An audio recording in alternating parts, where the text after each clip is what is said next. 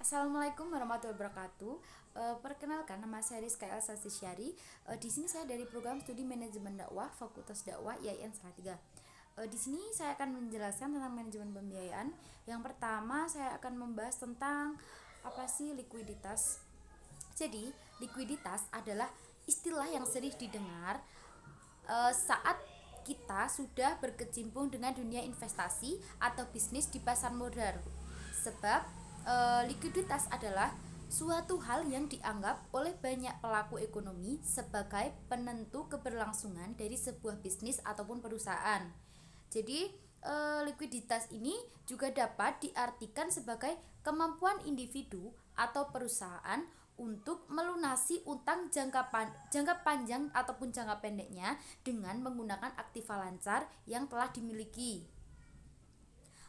Level likuiditas yang dimiliki perusahaan itu umumnya digambarkan dengan angka tertentu atau bisa disebut dengan rasio cepat, rasio lancar, serta rasio perputaran kas.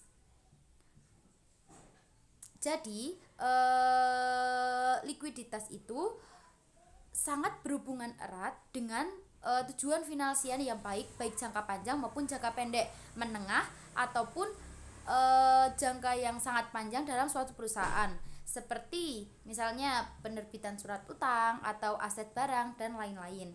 Selanjutnya, yang kedua, saya akan membicarakan tentang biaya modal.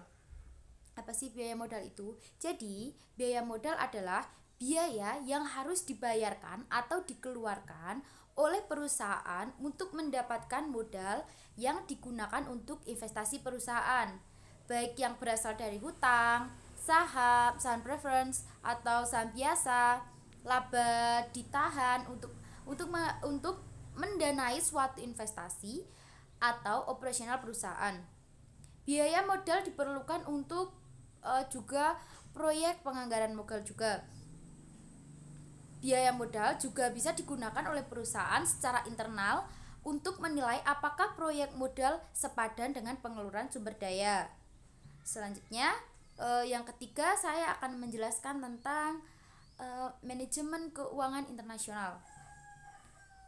Menurut Hamdi Hadi, manajemen keuangan internasional itu adalah ilmu dan seni yang merupakan bagian dari ekonomi internasional yang mempelajari dan menganalisis pengelolaan planning, organizing, actualing, dan controlling sebagai sumber daya keuangan unit ekonomi mikro ataupun dalam negara atau pemerintah, dan juga unit ekonomi dari perusahaan, organisasi, atau perorangan, dan juga khususnya yang berkenaan dengan pengaruh fluktuasi kurs fals terhadap aktivitas ekonomi keuangan internasional yang biasanya itu meliputi international commercial transaction, terus international financial transaction, terus international financial risk management, terus financial report dan financial perform. Cukup sekian penjelasan dari saya. Bila banyak salah mohon dimaafkan. Wassalamualaikum warahmatullahi wabarakatuh.